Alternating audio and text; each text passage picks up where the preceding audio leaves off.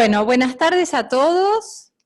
Es un honor para mí estar acá en la casa de la Asociación de Oncología Clínica y presentando a un colega y amigo, el doctor Juan Carlos Durán, que es argentino, pero que está radicado en España por ahora, y que es uno de los pioneros en lo que es la oncología integrativa allá en España.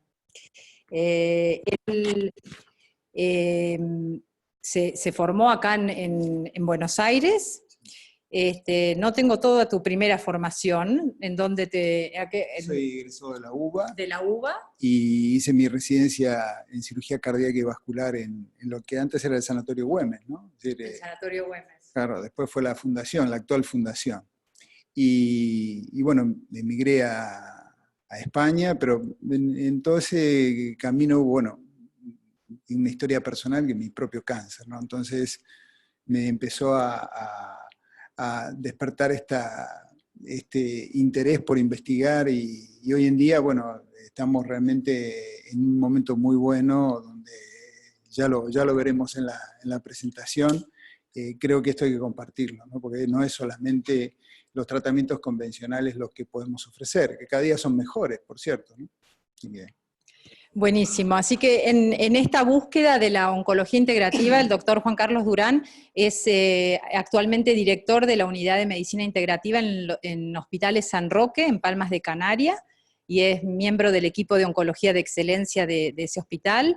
Es director médico también de Terapia Integrativa, que es una red, una plataforma virtual con información sobre medicina integrativa en general, más allá de la oncología, que les recomiendo que vayan a visitar por la web, Facebook, canal de YouTube, ponen Terapia Integrativa y realmente postea información muy actualizada y seria, ¿no? Que es importante esto en la oncología integrativa, poder distinguir cuáles de aquellos tratamientos complementarios son los que están avalados, digamos, por la ciencia o por la evidencia científica. Es miembro de la Sociedad Española de Salud y Medicina Integrativa y de la Sociedad Europea de Medicina Integrativa. Es también docente en el Máster de Psiconeuroinmunología para médicos, psicólogos y personal sanitario, acreditado por la Universidad de Barcelona, y es docente del posgrado de formación en salud vital y medicina integrativa organizado por SUAISPE. Y es adjunto, él como cirujano sigue siendo cirujano, es adjunto de cirugía vascular en el servicio de cirugía vascular del complejo universitario de Palmas de Gran Canaria. Así que bueno, es un honor, Carlos, tenerte acá. Estamos todos muy ansiosos de escuchar tu charla y vamos a tener un tiempo para preguntas al final. Perfecto, perfecto. Muchísimas gracias.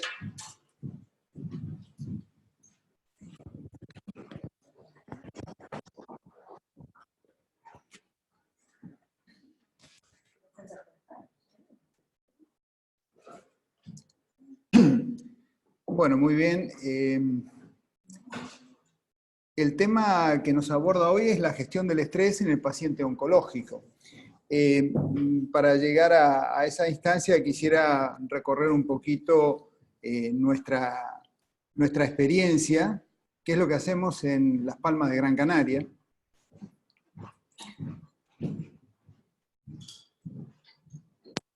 Guía radioterápica, medicina integrativa y cirugía oncológica.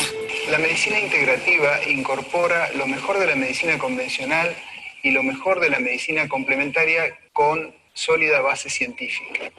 Nosotros tenemos muy en cuenta la relación mente-cuerpo y su impacto en la salud, tanto en la génesis de la enfermedad como en la recuperación del paciente. Por eso empleamos técnicas como la psiconeuroinmunoendocrinología que potencian la recuperación de los pacientes, tanto sean oncológicos como otros procedimientos crónicos, ya que el eje central es el sistema inmune. Pues la oncología médica es una de las 4 patas de la oncología. Y nosotros lo que queremos pues, es ofrecer a nuestros pacientes el mejor de los tratamientos de una manera individualizada y personalizada. De manera que cada paciente es único, con una enfermedad, y no son enfermos, sino son personas. Hospital de San Roque siempre ha apostado por la tecnología. En el caso de la radioterapia, en los últimos 20 años ha habido un avance grande en cuanto a equipos de tratamiento. Estos equipos permiten hacer un tratamiento más corto, unas sesiones más cortas y además son tratamientos más precisos. La precisión, para hacer un ejemplo, es como si tuviéramos una diana o un tiro al blanco y diéramos en el centro. Y eso tiene un efecto muy positivo en los pacientes porque disminuye los efectos secundarios del tratamiento. Los beneficios son varios. Uno, el paciente no tiene el desgaste de ir muchos días, está más tiempo con su familia, más tiempo para hacer sus actividades normales. Lo otro es que el tiempo de cada sesión es menor. Y lo tercero son los efectos secundarios, que son mucho menores y por consiguiente la calidad de vida del paciente durante el tratamiento y posterior al tratamiento es mejor. La excelencia en cirugía consiste en curar haciendo el menos daño y dejando las menos secuelas posibles. Esto solo se consigue con un equipo sólido de cirujanos que trabajen muy coordinados. Bueno, hay una trayectoria y una experiencia larga en muchísimos tipos de cirugías y muy complejas. Cada uno tiene sus, digamos, afinidades o preparación más específica para un tipo de cirugía, pero igual que con las demás especialidades, todo es coordinarse y trabajar juntos. Muy bien. El enfoque multidisciplinar, teniendo en base el trípode general sumado a la inmunoterapia también, que actualmente tiene mucho desarrollo, se completa con la unidad de cáncer hereditario y consejo genético. Esto es muy importante, aunque veremos que si bien el cáncer tiene multifactorial en su génesis, veremos que la influencia genética no es tan grande como se creía antes, ¿no? Entonces, la incorporación, para terminar de hacer un enfoque integral del paciente, es la incorporación de la oncología integrativa. La oncología integrativa lo que hace es aportar a esa base de la medicina convencional las terapias complementarias de probada eficacia científica.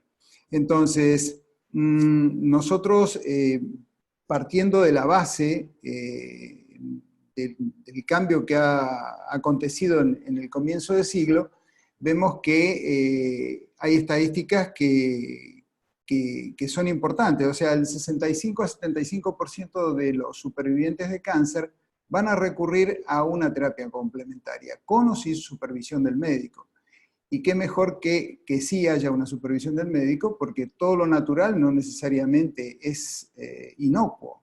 O sea que, y no todo lo que se hace es realmente útil. Entonces tenemos que aunar esfuerzos para que el paciente realmente obtenga lo mejor que pueda obtener de cada una de las disciplinas que están involucradas.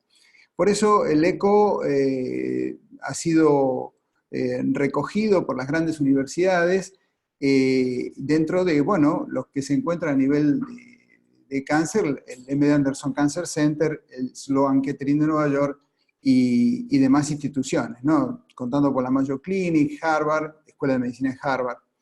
Y para nosotros, si bien para el oncólogo clínico, para el oncólogo radioterápico, para el cirujano, el M.D. Anderson Cancer Center sigue siendo el faro, ¿no? Para ver los protocolos y los cambios de conducta, ¿no? Eso también vale para la oncología integrativa, porque ellos trabajan con el mismo nivel de seriedad una cosa que la otra. De hecho, hemos tenido contacto, a la izquierda de la pantalla podrán ver al doctor Lorenzo Cohen, que es el director de la Unidad de Oncología Integrativa del M.D. Anderson Cancer Center, y a la derecha nuestro querido amigo, el doctor Alejandro Choul, que lleva la parte de yoga tibetano en el mismo centro. Y en el año 2011 nos visitaron, pero nosotros ya estábamos recibiendo por parte de Alejandro Choul el entrenamiento en yoga tibetano de la tradición Bon. Básicamente, las 9 respiraciones de purificación, el Salun, el Yanlun y el Trulkor, que ya les iré contando un poquito más en detalle. Hoy en día el modelo que ofrece el M.D. Anderson Cancer Center es este. No se queda solamente con la quimioterapia, la cirugía y la radioterapia y los fármacos.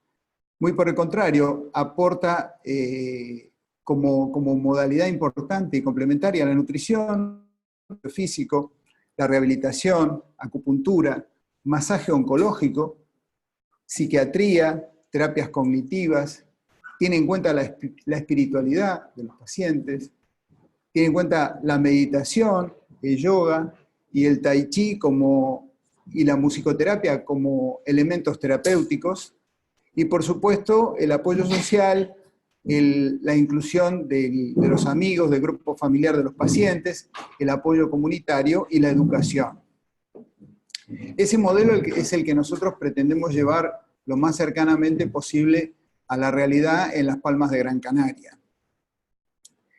¿Por qué? Porque lo que tratamos de hacer es que la cirugía, la quimioterapia y la radioterapia, junto con la gestión emocional, las terapias mente-cuerpo, la nutrición y la actividad física, generen un círculo virtuoso para completar todas las necesidades que tiene el paciente. Nosotros tenemos que buscamos un modelo que no esté centrado en la enfermedad, sino que esté centrado además en la salud, en cómo hacemos para regenerar la salud, cómo acompañamos el proceso de recuperación, la calidad de vida y en la medida de lo posible, con el paso del tiempo, esperemos poder impactar en la sobrevida de los pacientes.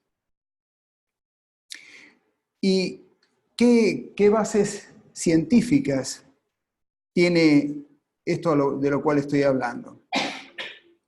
Esto comenzó con el comienzo del siglo y ya llevamos 20 años.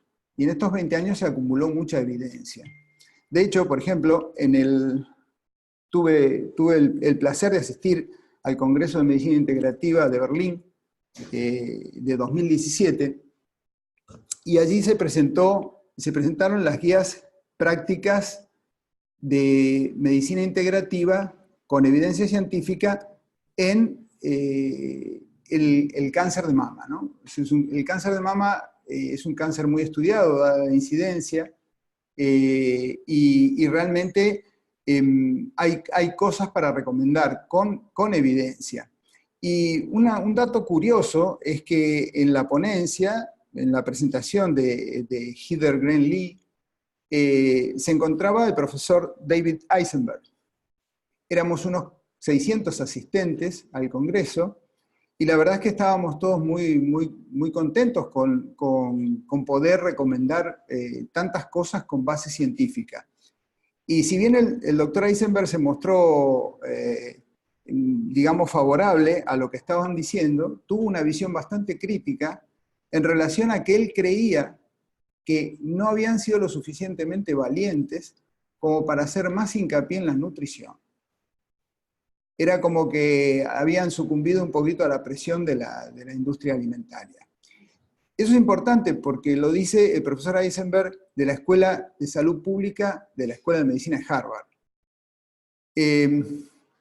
Y eso, bueno, tuvo algo muy importante, y tengo que agradecerle la sesión de la siguiente diapositiva a Laura, que es lo siguiente, ¿no? Que esas guías de recomendación fueron revisadas por un panel de expertos de la Asociación Americana de Oncología Clínica, y por supuesto han estudiado 200 estudios randomizados controlados desde 1990 a 2015, y el 50% en tratamiento y en post-tratamiento en cáncer de mama. Entonces, las recomendaciones con un nivel de evidencia tipo A y B son para la ansiedad y el estrés, la meditación, el yoga, la musicoterapia y los cursos de manejo de estrés, que es el tema que nos compete en el día de hoy. La depresión, las alteraciones del humor, ahí tenemos la meditación, la relajación, el yoga, el masaje y la musicoterapia. Y con respecto a la calidad de vida, también tenemos la meditación y el yoga. Para las náuseas y los vómitos, la acupuntura y la acupresión.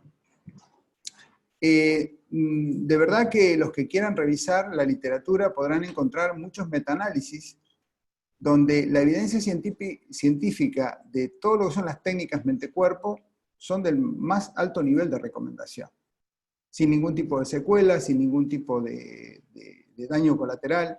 Simplemente muchas veces es muy artesanal la elección de qué tipo de terapia mente-cuerpo va a ir adecuado a cada persona, porque evidentemente no somos todos iguales y tenemos que personalizar esos tratamientos también, para obtener el mayor rendimiento posible de lo que estamos buscando. Completamos, como dije antes, con dieta. Esto es la página oficial del M. D. Anderson Cancer Center, y podrán ver que ahí la recomendación, por supuesto, es limitar las carnes rojas, los lácteos, y tener una dieta rica en pescados, si es posible pescados azules, en vegetales, en frutas, en granos y legumbres.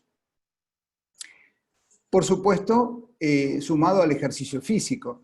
Y el ejercicio físico tiene mucho impacto, hay mucho escrito. Realmente yo me quedo con un poquito solamente, porque si no se nos iría toda la presentación en esto, ¿no? Este artículo, por ejemplo, habla de mujeres posmenopáusicas que no tenían actividad física, y luego de entrar en un plan de actividad física, se demuestra que disminuye mucho la cifra de estradiol, y pareciera ser que eso sería lo que está asociado a la disminución del riesgo en esta subpoblación. Con lo cual, sí hay cosas que están realmente probadas. Lo que pasa es que tenemos que llevarlas a la práctica. Y completando las recomendaciones, tenemos la acupuntura y la acupresión para la náusea del vómito, el dolor, la neuropatía, la boca seca, los sofocos y la fatiga. Con respecto a la neuropatía, también estamos trabajando en algo muy importante. La neuropatía inducida post-quimio tiene una incidencia que llega hasta el 80%, y esa incidencia muchas veces no es transitoria. No es que cuando dejamos de recibir quimio los efectos se reducen. Muchas veces persisten en el tiempo, muy invalidantes, y un trabajo de mediados de 2018, muy bien hecho por la doctora Prinsloo, del Departamento de Medicina Integrativa del M. D. Anderson Cancer Center, nos muestra resultados promisorios en pacientes que tienen polineuropatía inducida por quimio, y tienen muy buena respuesta a lo que es el neurofeedback, o sea, una reeducación, una estimulación cerebral no invasiva. Nosotros en estos momentos estamos creando un protocolo en el cual vamos a tener en cuenta el neurofeedback y sumado al mindfulness, ¿no? Es decir, sobre todo si tenemos buenas respuestas, es muy importante para una complicación no deseada y que tiene bastante prevalencia. Completamos con el masaje oncológico. El masaje oncológico es conveniente recalcarlo aquí. Vuelvo a decir, esta es la página oficial del M. D. Anderson Cancer Center, y podrán ver que está muy recomendado en todo tipo de cánceres. Por supuesto tiene que estar practicado, realizado por personal entrenado, y teniendo en cuenta las pocas contraindicaciones que puede tener. Y la pregunta es seguro? Y la respuesta, porque había una teoría previa que, bueno, muchos afirman todavía que el masaje oncológico disemina el cáncer, y es una teoría que no corresponde, porque hay muchos trabajos que hablan de que aumenta después del masaje oncológico, no solamente que disminuye los niveles de ansiedad, disminuye los niveles de cortisol, y aumenta los marcadores inmunológicos, dentro de lo que se encuentra el aumento de los natural killer. La respuesta del M. D. Anderson Cancer Center a si es seguro es la siguiente: el masaje realizado con los conocimientos y el entrenamiento necesario puede realizarse de manera segura y ayudar a los pacientes oncológicos. Una reflexión: el aumento de la circulación sanguínea por sí solo no es relevante en el proceso de metástasis. Es importante tenerlo en cuenta. Lo que sí es cierto es que tiene que hacerlo un personal entrenado. Tampoco es excesivamente complejo, es una cosa bastante sencilla. No va hacia el lado de la fisioterapia, sino va más que nada a un masaje relajante. Y bueno, ¿cómo enfocamos nosotros en Hospital San Roque un paciente oncológico? ¿Cómo lo tratamos desde el punto de vista multidisciplinar? Por supuesto, la base, la cirugía, la quimioterapia, la radioterapia, el cáncer hereditario, como se los nombré antes, y el consejo genético, y ya comenzamos con la gestión de las emociones. La psicooncología para nosotros tiene un papel relevante, al mismo tiempo que las técnicas mente-cuerpo. Yoga, meditación, mindfulness, meditación guiada, tai chi, musicoterapia, arte terapia, coherencia cardíaca, todas que pueden ser y son usadas o en conjunto o en particular con cada paciente. Luego tenemos la nutrición personalizada, que hace que tengamos muy en cuenta todos los factores que tienen que ver con el sobrepeso, por ejemplo. Si el paciente tiene sobrepeso, lo que tenemos que hacer es una restricción calórica sin por eso restringir los nutrientes. Tenemos que tener en cuenta las patologías previas, ya sea nefrópata, hipertenso, y eso forma parte de la estrategia individualizada en el plan de nutrición. Tenemos que evitar la obesidad, como dijimos antes, porque la obesidad no solamente es un factor de riesgo para padecer diferentes tipos de cáncer, sino que además los pacientes obesos responden peor a los tratamientos. Y eso hay literatura suficiente que lo avala, ¿no? Supresión de hábitos tóxicos, el más importante es el hábito de fumar, ejercicio físico, acupuntura y masaje terapéutico. Esas son nuestras bases de tratamiento. Pero vamos a pasar a un caso práctico, a un caso clínico, para que ustedes puedan ver. Les voy a contar este caso, el caso de Manel, paciente que tenía 39 años de edad, en septiembre de 2015, cuando viene a nuestra consulta, y tenía como antecedentes ser deportista, boxeador, malos hábitos alimentarios, muy estresado y una infancia muy dura. Pero salvo eso, no tenía datos relevantes. Comienza con dificultades motoras en el hemicuerpo derecho, y en diciembre de 2014 el TAC revela un tumor en el lóbulo frontal izquierdo. En ese mismo diciembre es operado y comienza con quimio y radioterapia. La anatomía patológica revela un astrocitoma anaplásico y para la época en que nos hace la consulta, nos enteramos que en 2015, para marzo más o menos de 2015, comienza con ataques epilépticos. El nuevo TAC muestra un tumor residual o recidiva y se le hace una nueva cirugía sin complicaciones motoras. Pero al mismo tiempo comienza con radio y quimioterapia y comienza el trabajo con nuestra unidad y empezamos con una nutrición estricta, caminatas, masaje oncológico, acupuntura, meditaciones guiadas. Solemos darle a los pacientes meditaciones guiadas cuando van a la quimioterapia. Es una forma de potenciar la relajación. Uno cuando está recibiendo quimioterapia tiene mucho tiempo para pensar muchas cosas y lo importante es tratar de utilizar los recursos propios para la relajación. La respuesta a relajación para nosotros es muy importante para disminuir el tono simpático, que verán que tiene mucha correlación con las hormonas del estrés y que es de lo cual vamos a hablar el día de hoy. Gestión emocional, yoga y relajación. Bueno, en el día de hoy, Manel tiene 44 años de edad. El PET y la resonancia posterior a sus tratamientos fue normal, y la última resonancia de ahora, de hace poco tiempo, también es normal. Tiene una vida normal, con crisis ocasionales de corta duración, toca la guitarra, compone canciones y está haciendo su máster de nutrición. Pero mejor que todo esto que yo les estoy contando, es mejor que él lo cuente. Es una persona muy positiva, muy colaboradora, y quiero que escuchen lo que él nos va a contar. Hola, mi nombre es Manel, tengo 44 años y actualmente resido en Las Palmas de Gran Canaria.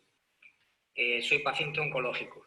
En el año 2014 me diagnosticaron un cáncer cerebral muy agresivo, de pronóstico malo, y bueno, tras una primera intervención recaí, y tras una segunda intervención ya empecé con el ciclo de radioquimio. A mitad de dicho ciclo conocí un término que algunos catalogan de pseudoterapia o pseudociencia, yo no lo comparto, que es la medicina integrativa. Tengo que decir, para ser justo, que a mí lo que me curó fue la quimio y la radio. Pero también es de justicia decir que a través de la medicina integrativa se minimizaron mucho los efectos secundarios del tratamiento convencional en todos los sentidos, a nivel nutricional, a nivel emocional, con todo lo que implica un cáncer. Y bueno, el mensaje fundamentalmente va dirigido a la clase política, porque no entiendo cómo lanzan campañas tan nauseabundas contra lo que ellos definen como pseudoterapias, pseudociencias. A mí nunca me ha tratado un pseudodoctor, un pseudopsicólogo, todos profesionales de la salud con su correspondiente titulación. Así que les pido, por favor, que no metan a todos en el mismo saco. Es más, los protocolos que yo he utilizado y que sigo utilizando vienen del MD Anderson, supongo que lo conocerán, ¿no? Y del Departamento de Oncología Integrativa. Yo concretamente me traté la unidad de medicina integrativa de la Clínica San Roque, de los hospitales San Roque, aquí en Las Palmas. Y bueno, a mí en mi caso me trataron, tocan todas las patas que tiene el cáncer. El aspecto emocional, el aspecto biopsicosocial, el aspecto nutricional. Hay gente que necesita más de uno que de otros. Vale, en mi caso focalizaron mucho en la nutrición, yo era muy mal comedor, y focalizaron mucho en la gestión de las emociones. Hasta tal punto que me metieron la nutrición tanto en el cuerpo que me acabo de titular en dietética y estoy haciendo mis prácticas. En fin, les dejo que ustedes reflexionen acerca de esto y una última reflexión. No me parece bien que con mi dinero, con el dinero de todos los españoles, se estén lanzando campañas desde televisión, con anuncios promovidos por el Ministerio de Sanidad en contra de, no sé, pseudoterapias, pseudociencias. No metan a todos en el mismo saco, por favor. Y por último ya, y para despedirme, un abrazo muy fuerte a todos los pacientes oncológicos. Si quieren saber más de mí, les invito a que acudan a la unidad de medicina integrativa del Hospital San Roque y que pidan mis datos. Por compartir, y por lo menos una sonrisa les sacaré a todos los pacientes afectados de esta lacra que es el cáncer. Vale, un fuerte abrazo para todos. Bueno, más alto, pero más claro no, ¿verdad? ¿Qué aportan las terapias integrativas al paciente con cáncer? En este caso, cáncer de mama, lo tenía para otra presentación, pero esto es en general para todos los cánceres, ¿no? Es decir, ofrecemos un tratamiento no farmacológico del dolor, la náusea, el insomnio y la fatiga. Tratamos de potenciar el sistema inmune por vía endógena con los recursos propios del paciente. Tratamos de disminuir al máximo la ingesta de fármacos, como es el hecho de ansiolíticos, hipnóticos, analgésicos, antieméticos.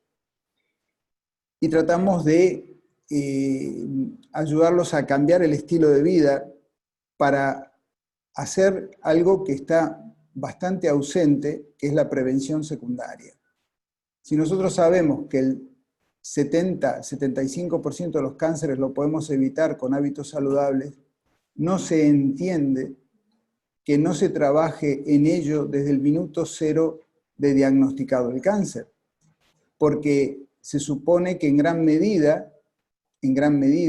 el cáncer aparece con el fracaso de la prevención primaria.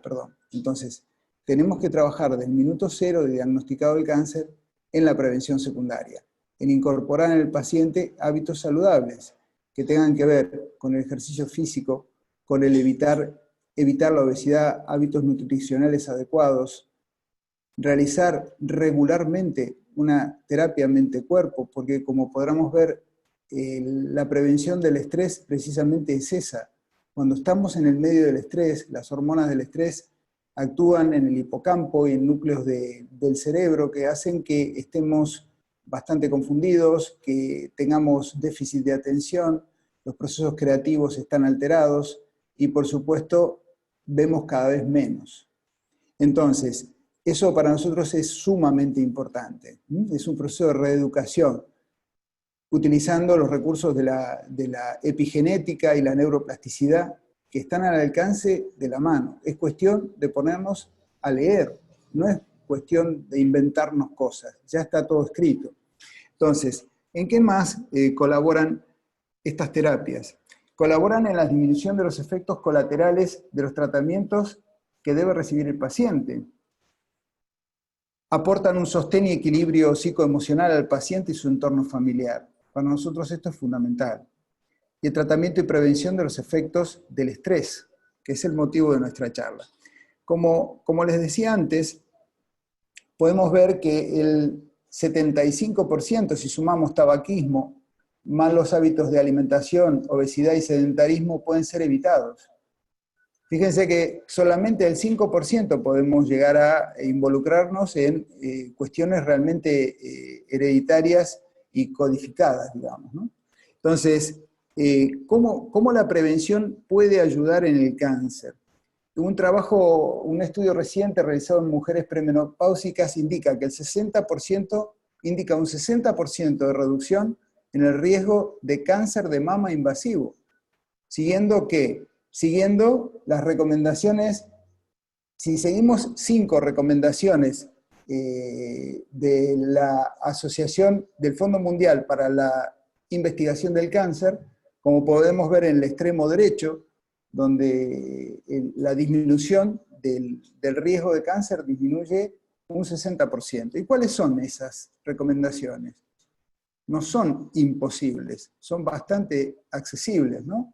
Dejar de fumar, controlar el sobrepeso, limitar el consumo de carnes rojas, consumir abundantes vegetales, legumbres, semillas, practicar ejercicio físico, limitar el consumo de alcohol, evitar lo más posible la ingesta de alimentos sobresaturados con sal, la protección de la piel.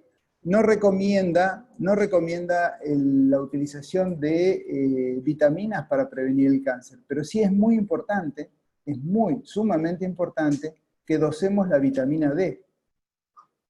No tenemos que dar vitamina D porque sí, pero sí tenemos que tener en cuenta, y muy en cuenta, que la vitamina D en muchos procesos oncológicos está notablemente disminuida. Y la vitamina D no solamente tiene importancia en el metabolismo óseo, sino que además tiene una importancia capital en el metabolismo del sistema inmune. Y por supuesto, las personas que hayan vencido a un cáncer deberán seguir al pie de la letra las recomendaciones anteriores, todas, ¿sí? Y eso es prevención secundaria. Bien, claro, si vemos la diferencia entre los factores genéticos y no genéticos, nosotros donde sí podemos actuar es en esos factores no genéticos, porque eso es el entorno, es el hábitat, eso es los factores epigenéticos que pueden ser modificados por el ambiente. Entonces, está al alcance de nuestra mano el apagar o encender el oncogen que pueda activar un proceso oncológico. Y esto que parece raro, suena raro, no es broma. A la doctora Elizabeth Blackburn le dieron el Premio Nobel de Medicina en el año 2009, no hace tanto, 10 años, pero ya 10 años es suficiente para que todos nos pongamos las pilas y nos pongamos en actualización, por sus estudios en la actividad de la telomerasa, particularmente en cáncer. Pero vamos, más que contarles yo qué es lo que dice la doctora Elizabeth Blackburn, es mejor escucharla.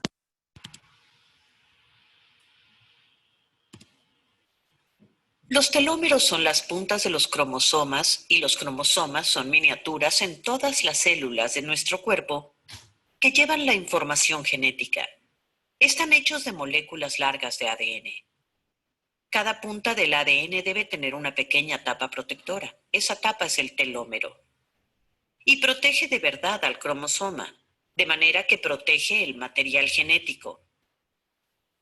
Si uno no tiene una tapa protectora adecuada porque se ha desgastado con el tiempo y repentinamente esta deja de funcionar, las células no funcionan adecuadamente y se enviarán señales equivocadas entre sí y a otras células a través del cuerpo.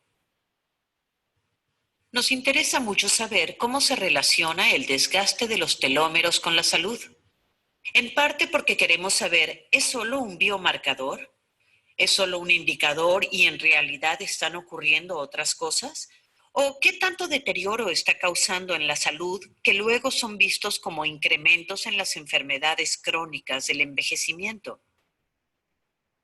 Pero ya tenemos una idea clara de que está causando al menos algunos de los riesgos de que la gente sufra de enfermedades crónicas del envejecimiento.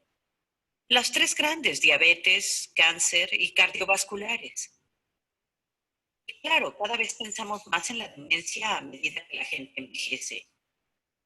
La escasez de telómero que se puede ver predice una mayor posibilidad de que alguien muera en el futuro. No es un efecto insignificante. Nuestras células tienen cierta cantidad de una enzima. La llamamos telomerasa y reconstruye los telómeros.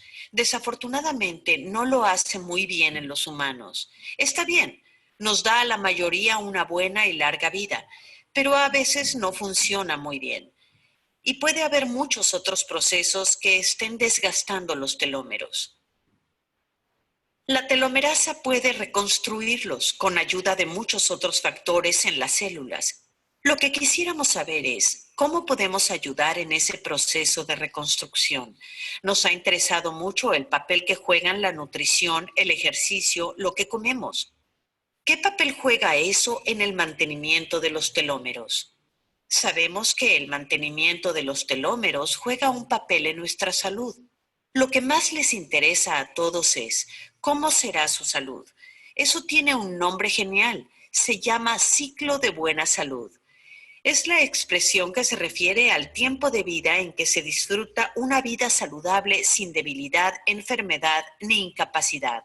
Todos queremos que nuestro ciclo de buena salud sea lo más cercano posible a nuestro ciclo de vida. Volvemos a lo básico: ejercicio, buena alimentación, tratar de reducir el estrés, reconociendo que es inevitable controlar todo tipo de estrés severo crónico. Es muy emocionante encontrar personas con ideas parecidas, con objetivos y ambiciones similares. Y cuando coinciden, es maravilloso, porque al problema se le enfrentan distintas fortalezas. Muy bien, ¿qué dice la doctora Elizabeth Blackburn en sus últimos libros? Dice que la manera en que manejamos el estrés, por ejemplo, tiene grandes repercusiones en la longitud de nuestros telómeros y en nuestros años saludables. 12 minutos de meditación diaria sirven para mantener la salud de nuestros telómeros. Esto lo dice alguien que debidamente calificado, ¿no? para poder decir estas cosas, ¿no? Pero vamos al tema que nos convoca. ¿Qué es el estrés? El estrés es una respuesta fisiológica de nuestro organismo cuando nuestro cerebro percibe una amenaza, que puede ser real o no. Vivimos creando catástrofes imaginarias que jamás ocurren. Entonces, realmente, nuestro organismo está preparado para atacar o huir, en el caso concreto de cruzar distraídamente una senda peatonal, y ante la llegada del coche, bueno, seguramente nos retraeremos, y eso podrá salvar nuestras vidas. Esa es una amenaza real, el resto no. El resto depende de nuestra interpretación. Y esa es la base del estrés crónico, la base del distrés, la base de ese estrés que nos va a alterar realmente y nos va a enfermar. El estrés básicamente depende de 3 variables. Uno, el estímulo, otro, el receptor, que es la persona, y otro es su entorno, su contención en su entorno social. El estímulo puede ser muy importante para unos y no tan importante para otros. Todos los que vienen de la guerra no vienen con estrés postraumático. Es decir, los más susceptibles a eso y los que tienen peores mecanismos, digamos, de compensación, son los que van a sufrir del estrés postraumático. Luego, el ser humano es un animal social, entonces requiere la contención. El sufrir en aislamiento, la extrema soledad, que no es estar solo, sino sentirse solo, es un profundo estresor que literalmente disminuye al máximo nuestras capacidades de defensa. Nuestro sistema inmune se ve severamente deteriorado y en eso hay mucho escrito, ¿no? El apoyo social en número y calidad es muy importante, y luego los cambios son los que en la vida cotidiana son los que son estresores, ¿no? Una mudanza es un estresor, la llegada de un hijo es un estresor, y el ascenso laboral a veces para unos es un estresor muy grande y para otros es una oportunidad, es un desafío, ¿no? Entonces, veremos que el estrés, no todo el estrés es malo, como lo vamos a ver ahora, pero para entenderlo tenemos que partir del concepto de MacLean, del cerebro triuno, ¿no? Es decir, nosotros filogenéticamente tenemos 3 cerebros, ¿no? Uno es el cerebro reptiliano, el que hace y lleva adelante todas las funciones neurovegetativas.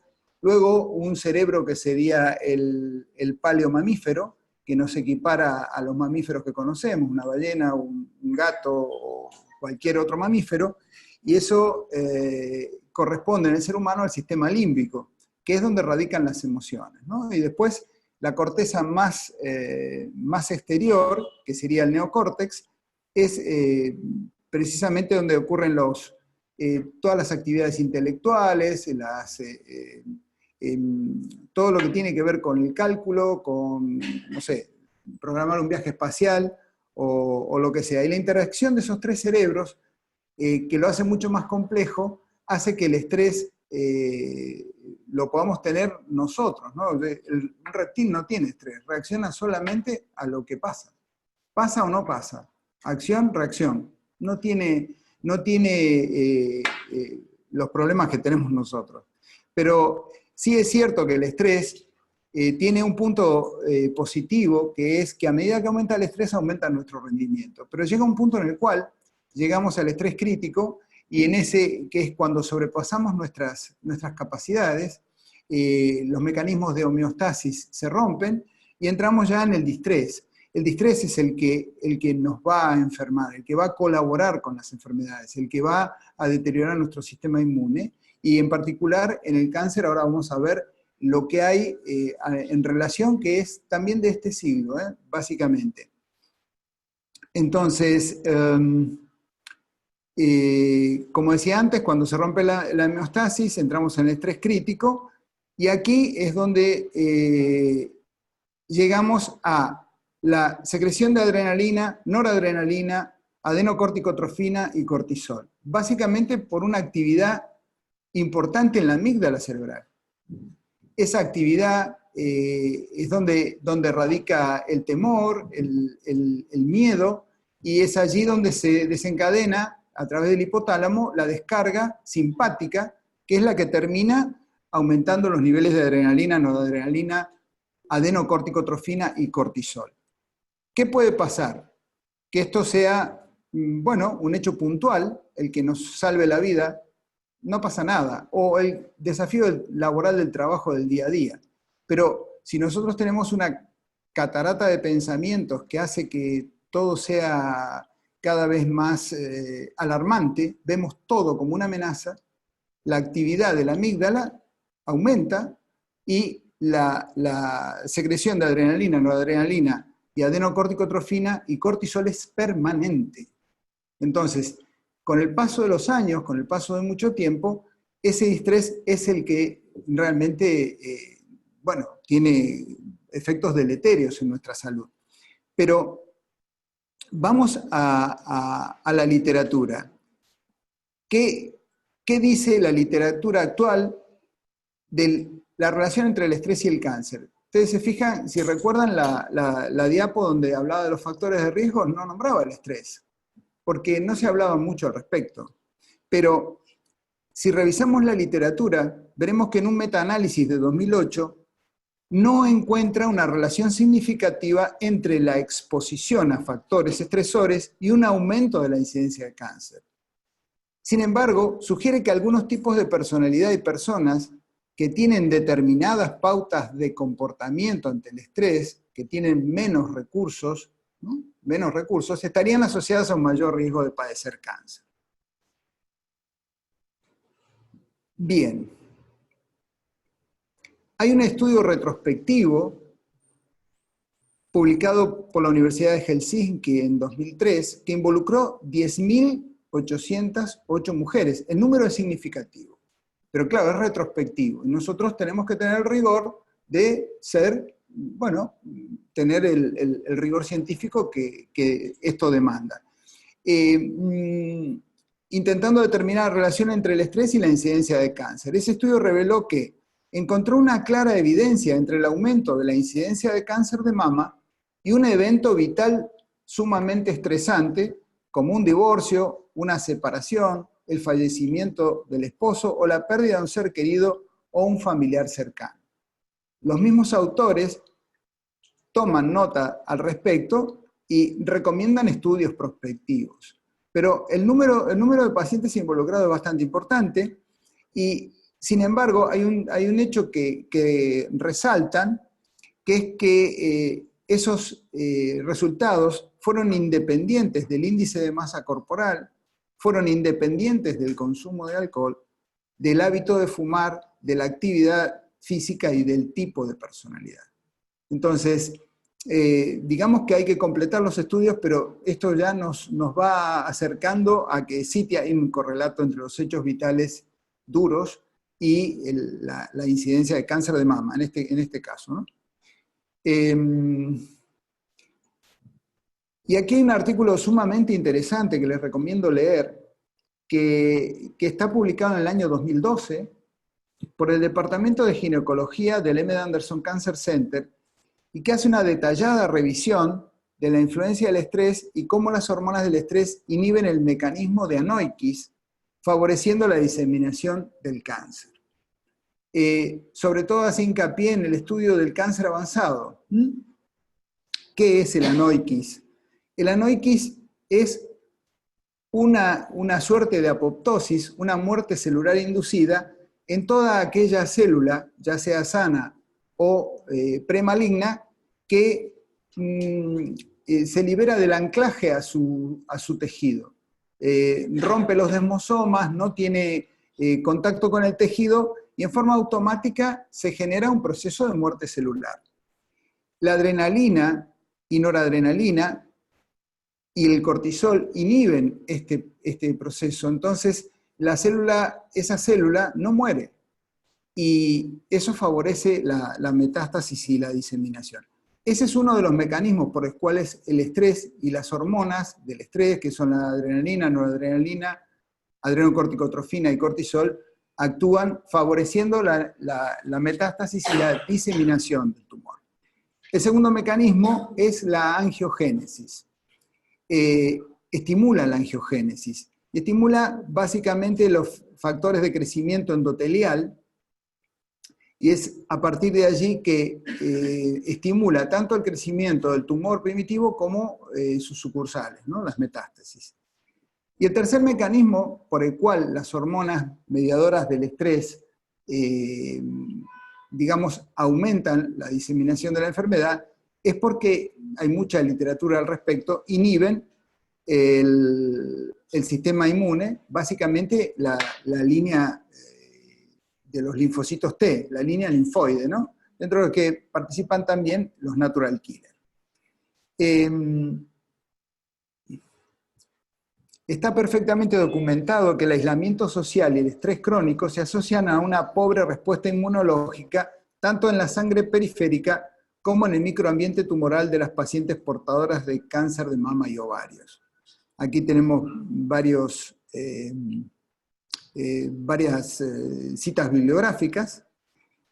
Todas son bastante recientes, muchas de este siglo.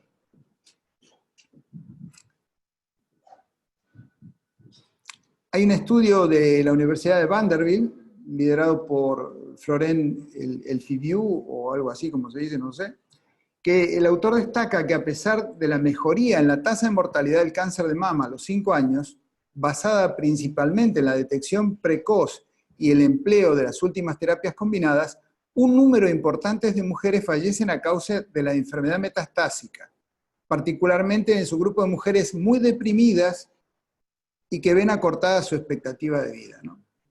Mujeres que padecen estrés crónico, muy importante, y mujeres muy deprimidas son particularmente más susceptibles de fallecer. En España, 6.000 mujeres al año van a morir de cáncer de mama avanzado. Y en este subgrupo es importante ver cómo los investigadores van viendo que en ese mismo subgrupo de mujeres con cáncer metastásico, cáncer avanzado, muy deprimidas y con estrés crónico, descubrieron un subgrupo en un número bastante importante de casos, aunque es retrospectivo y no tiene la validez que quisiéramos, encontró que las mujeres que tenían inhibido su tono simpático tenían mejor pronóstico. Aumentaban la tasa de sobrevida y tenían un intervalo libre de enfermedad mayor. Curiosamente eran las pacientes hipertensas que estaban sometidas al tratamiento con propanolol, o con atenolol, o con todos los beta bloqueantes. Entonces eso inclusive abrió una nueva línea de investigación, y en fase preclínica, en ratones, lograron revertir metástasis de cáncer de colon hepáticas en ratones con la administración de propanolol. Algunos investigadores hablan de la posibilidad de usarlo como una estrategia a futuro, haciendo mejores estudios, más amplios, involucrando más número de pacientes, pero de verdad que, sobre todo para el cáncer metastásico de hueso en mama. Pero más allá de todas esas investigaciones biomédicas y farmacológicas, yo creo que tenemos la oportunidad enorme de tratar de recurrir al máximo a los recursos endógenos de los pacientes para que ese tono simpático se transforme en una respuesta de relajación, un tono parasimpático. Y lo podemos lograr con todas estas técnicas que tienen que ver con mente-cuerpo, ¿sí? Es sumamente importante, sumado al trabajo psico-oncológico que tiene que ir de la mano.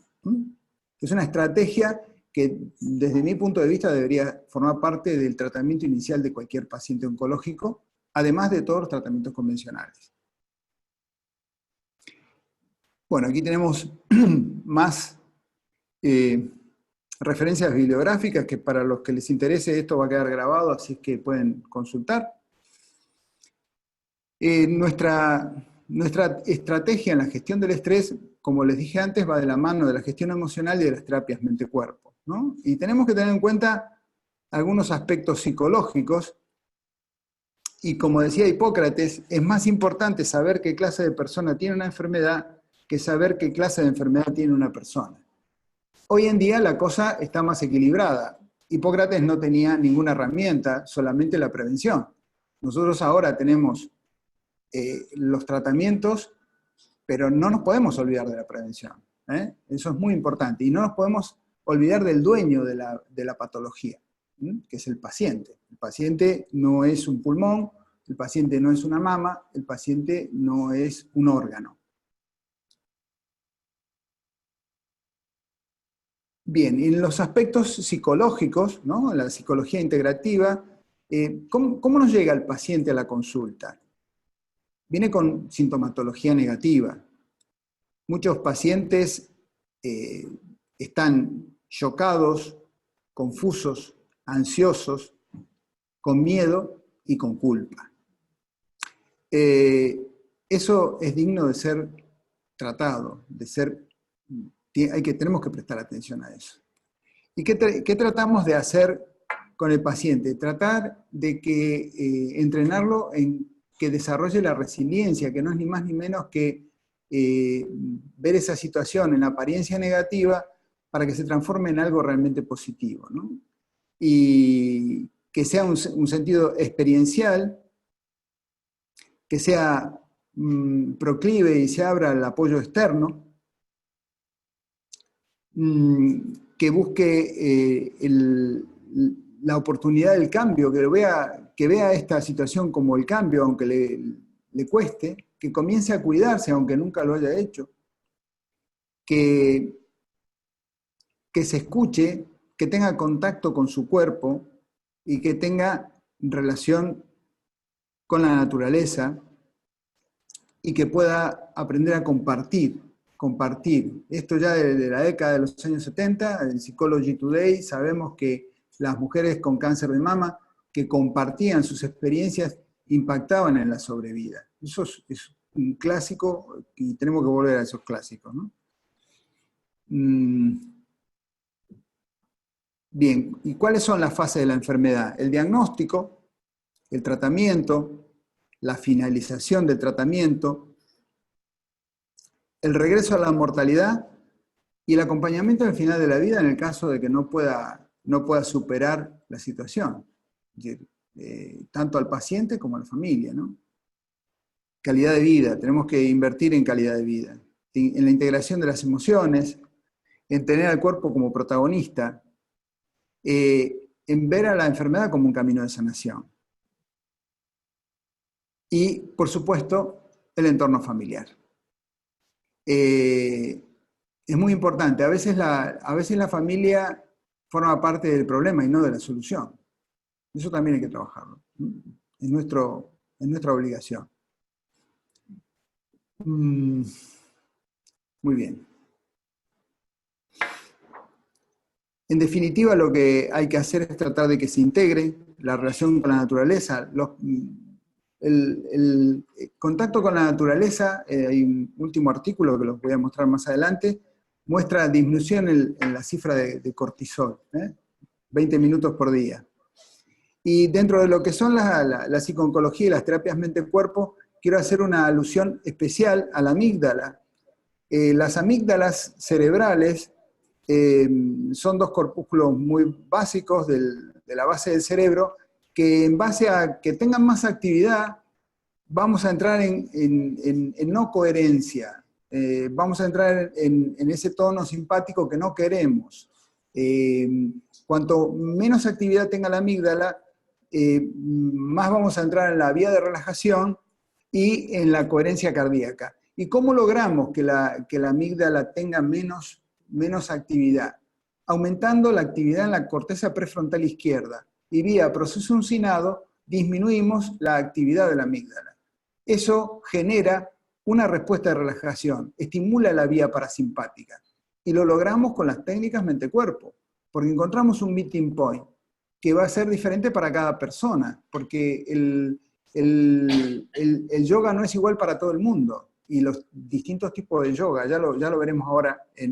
Pero, ¿qué tiene para decirnos sobre la amígdala cerebral el Manes?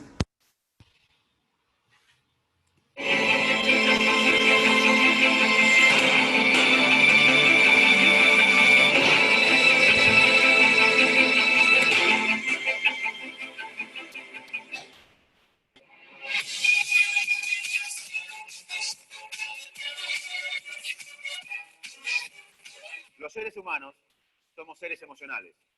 Vivimos en un estado emocional y permanentemente estamos tratando de huir del peligro y buscar el placer.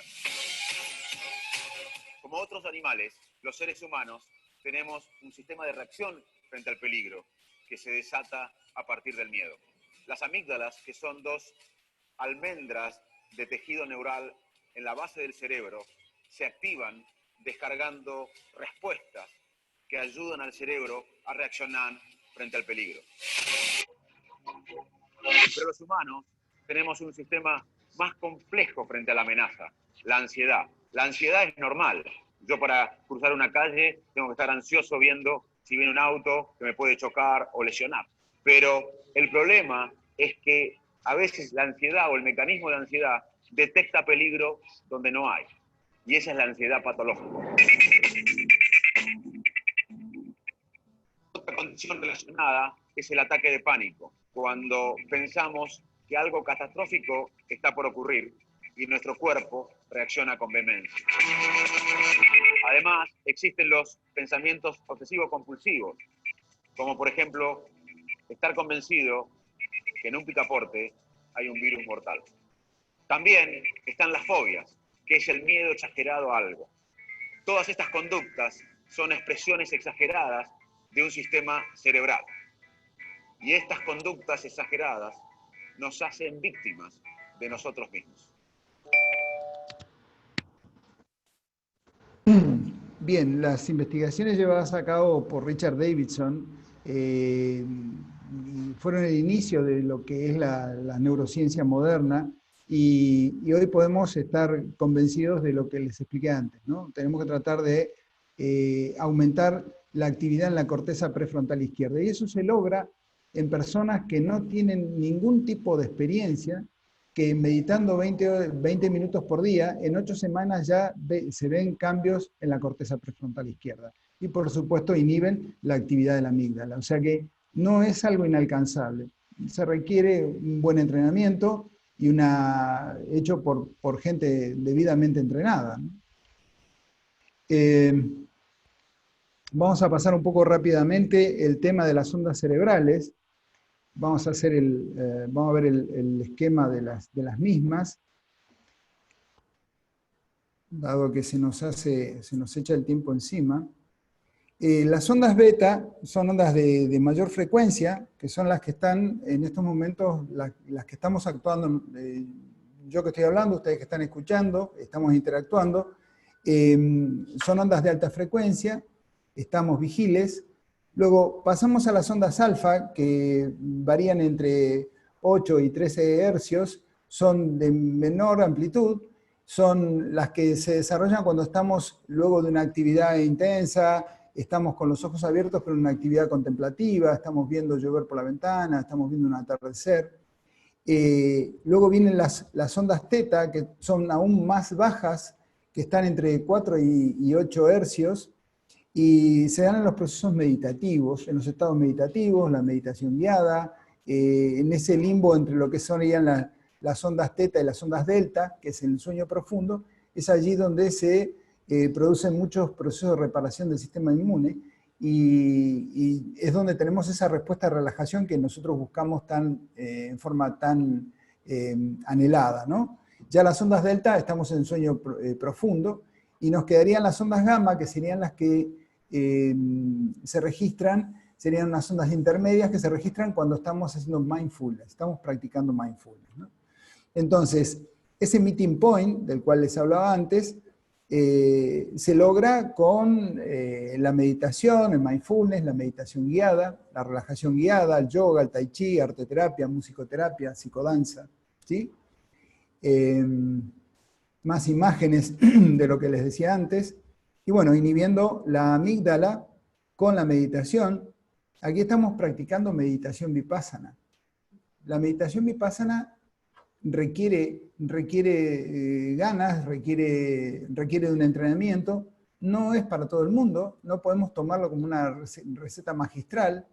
Sí es cierto que es un campo maravilloso para explorar, para estudiar, para practicar sobre todo.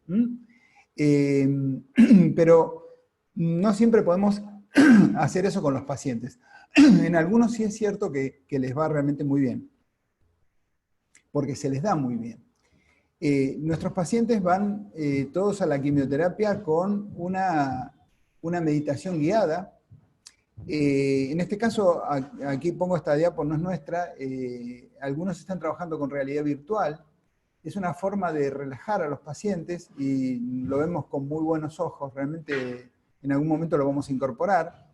el mindfulness debe ser eminentemente práctico y debe ser instruido por alguien que lo practique, porque hay mucho instructor de mindfulness que no sabe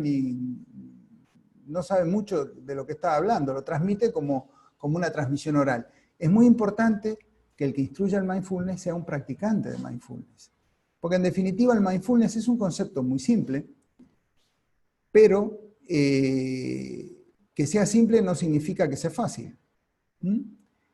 Aquí podemos ver en la imagen qué es lo que tiene en su cabeza el hombre que va a pasear con el perro. La cabeza llena de pensamientos.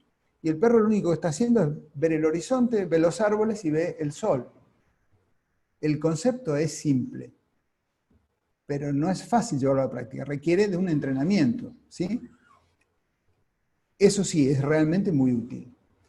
¿Qué otras herramientas tenemos? Los mantras que otrora parecía de hippies y de gente rara, hoy en día están estudiados. De hecho, por ejemplo, entramos en coherencia cardíaca en lo que pudiera parecer un mantra, que es el recitar el rosario en latín. Esa cadencia entre el sacerdote y los feligreses que lo van diciendo en latín, hay trabajos que hablan de la coherencia cardíaca. En los mantras, por ejemplo, el emitir el A profundo, cuando lo hacemos a 4 ciclos por minuto, que es 3 segundos de inspiración y 12 segundos prolongados de emitir el A, nos hace entrar en coherencia cardíaca, que es la relación adecuada entre lo que es nuestra frecuencia respiratoria y nuestra frecuencia cardíaca. Eso es un estado fisiológico que nos habla de una respuesta de relajación, y eso lo podemos medir. El yoga lo tenemos en la Sociedad Española de Oncología Médica, sí, está en la página web, está, pero bueno, muchos no lo recomiendan. O sea, no es algo con lo cual la persona sale con ese consejo del oncólogo. Por otro lado, el yoga, tenemos que tener en cuenta la edad del paciente, el diagnóstico y sus limitaciones. No podemos poner a hacer yoga a un paciente, Ashtanga yoga o Power yoga, a un paciente que tiene metástasis cervicales. Es decir, evidentemente tenemos que buscar lo que más se adecue. Tenemos muchos recursos, muchas cosas vienen del Kundalini Yoga, muchas vienen del yoga tibetano, del Hatha Yoga. Entonces, claro, hay algunas posturas, hay gente que es más proactiva hacia la parte física, que no tiene un gran componente delimitante. Esas personas se puede ir un poquito más allá, nos vamos más hacia el Hatha, pero muchas veces lo que hacemos es trabajamos con la relajación, los pranayamas, las respiraciones, las distintas posiciones de relajación, y logramos entrar en esa respuesta de relajación de la cual yo hablaba. Nosotros tuvimos el privilegio de estar entrenados con el doctor Alejandro Choul en Salun, Janlun y Trulcor. 5 años nos visitó en Las Palmas de Gran Canaria, fue una etapa muy bonita y bueno, es muy útil el empleo de estas técnicas porque no requieren una demanda demasiado física por parte de los pacientes. Aquí, por ejemplo, vemos al haciendo una práctica.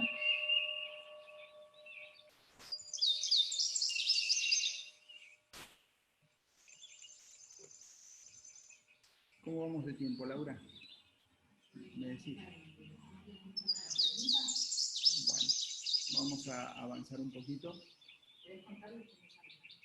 Alejandro Choul es doctor en ciencias tibetanas y hasta el presente se encarga de impartir yoga tibetano, este tipo de yoga que viene de la tradición Bon. La tradición Bon está radicada en el Tíbet desde hace 15.000 años. Ya, digamos que las prácticas son milenarias es el yoga más chamánico, el que de alguna manera estas prácticas de meditación, uno siempre asocia meditación y yoga con la India, y eso fue muy posterior, fue muy posterior. El taoísmo, todas esas raíces tienen una raíz importante en el conocimiento que viene del yoga tibetano de la tradición Bon. Alejandro participó en trabajos en el M. Anderson Cancer Center, donde en un trabajo bastante importante, que involucró a 400 mujeres con cáncer de mama, lo dividieron en 3 grupos, un grupo control, otro grupo con estiramientos y otro grupo con Salum, y este tipo de prácticas, y descubrieron que bueno, la disminución del cortisol era bastante significativa, además de los test de calidad de vida, ¿no? Eran muy marcados en las pacientes que habían practicado este tipo de yoga, ¿no? El Tai Chi también es una herramienta muy útil que va a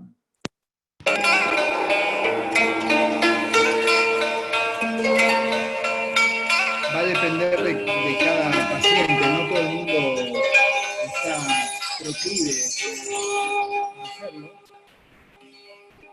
pero hay gente que conecta muy bien, al igual que con el Qigong.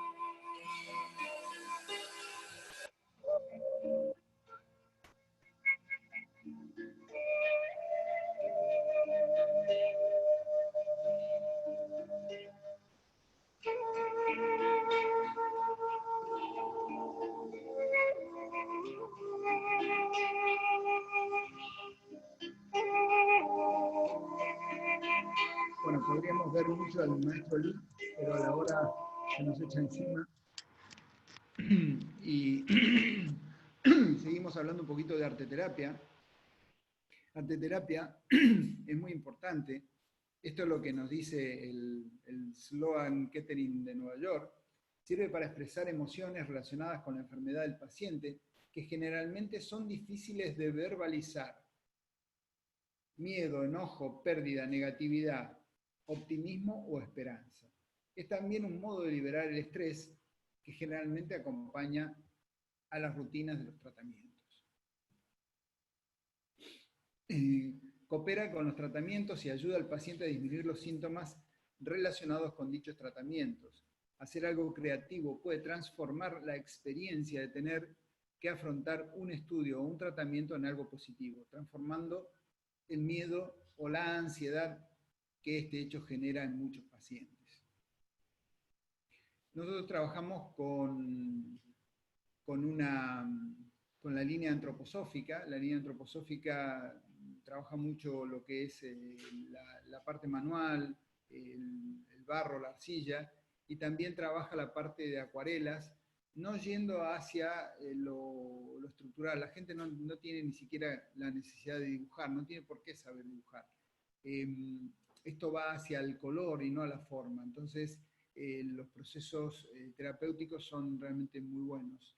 Hay otras escuelas igual de válidas, no hay una mejor que la otra, pero el paciente logra expresarse muy bien de diferentes maneras, ¿no? Y no solamente va para la línea oncológica, va para enfermedades crónicas. La musicoterapia está incluida en la modalidad de técnicas mente-cuerpo de la oncología integrativa. Es el uso clínico basado en la evidencia de las intervenciones de la música, composición, interpretación, danza, para lograr metas individuales dentro de una relación terapéutica con un profesional acreditado. Esto es...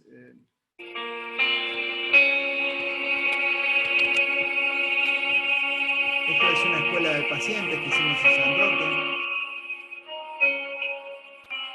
donde contábamos con la participación de muchos pacientes. La gente acude mucho a la escuela de pacientes. Realmente es algo muy recomendable.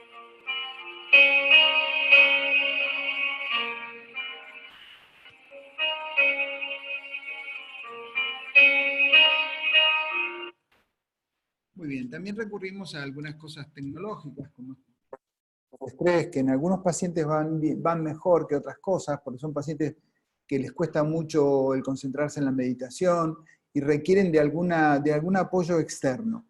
Entonces, además de la actividad física, los pranayamas, los sonidos sanadores, utilizamos este tipo de recursos como para llegar a esa meta que decimos nosotros, que es la respuesta de relajación, ¿no?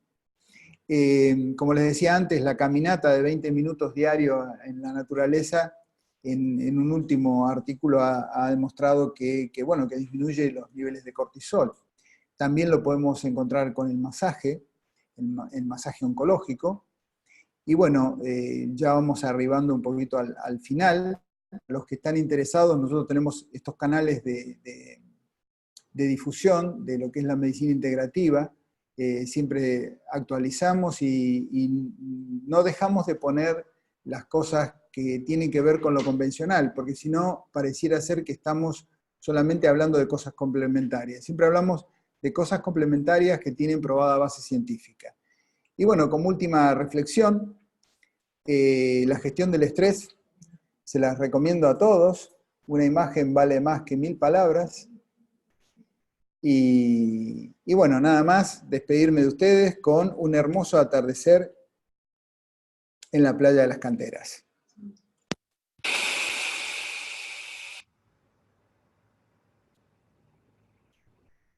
Muchísimas gracias.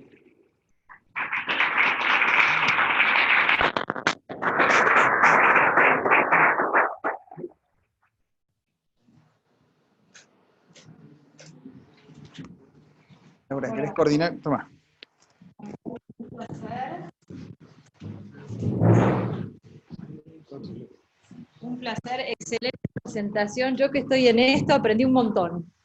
Aprendí un montón y me encantó la forma en que lo expusiste. Así que nos quedan unos minutitos para preguntas, ¿sí? Yo estaba tratando de conectarme acá. Hubo consistentemente gente escuchando. Y sí, buenísimo. Así que voy a preguntar también si alguno quiere mandar preguntas. Si querés, primero, ya que tenemos la presencia del doctor Matías Chacón, no sé si lo ubicaste, lo presento, el presidente de la asociación y que hizo posible esta reunión. Muy bien. Así que... Laura, gracias. Ubicate nomás. Bien, gracias. Buenísimo. Bueno, y mientras yo coordino acá las redes, ¿querés ir vos tomando preguntas del público? Quien quiera preguntar es mejor que se acerque aquí para que la gente pueda interactuar también, porque si no, no se escuchan. ¿Quién quiere preguntar algo? Bueno, adelante. O repito la pregunta. Bueno. No, decímelo y yo la... Está bien, es una buena opción. Bueno, por ahí la pregunta es compleja.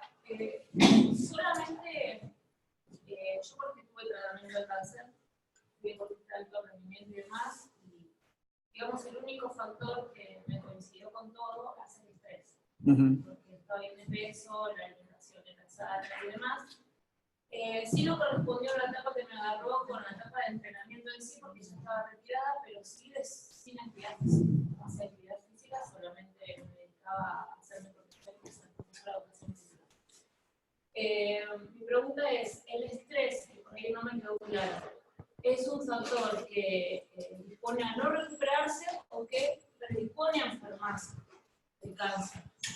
Y dentro de eso, yo, las causales de fobia, ataques de pánico y demás, tuve 5 años antes, mientras competía, y cuando fui a terapia, y después de recuperarme, o sea, como que la médica me había dicho que tenía tantos recursos mentales, psicológicos, que los pude enfrentar sola, pero ahí me daba miedo salir a la calle, no podía ver noticias y demás, pero seguía tratando de resolver mi vida. Si toda esa acumulación de situaciones desencadenaron en que yo me enfermara, porque tampoco era fumadora, nada digamos, está ahí. Si eso predispone, y por otro lado, en el tema de la recuperación, todo lo que yo de meditación a mí no me ayudó, porque yo era como algo que plantearse un poco mi mundo, o sea, todo lo que sea con más ritmo, más movimiento. Y por ahí, desde la meditación, acercarme, entre comillas, de tanto como llevarme a tantas iglesias, para que me acerque más a Dios, de meditar desde mi lugar, de hacer una relación con Dios, como creer en algo, y reflexionar yo sola, pero no con gente o no con alguien que me esté enseñando, sino como conectarme conmigo misma, aislado de todos.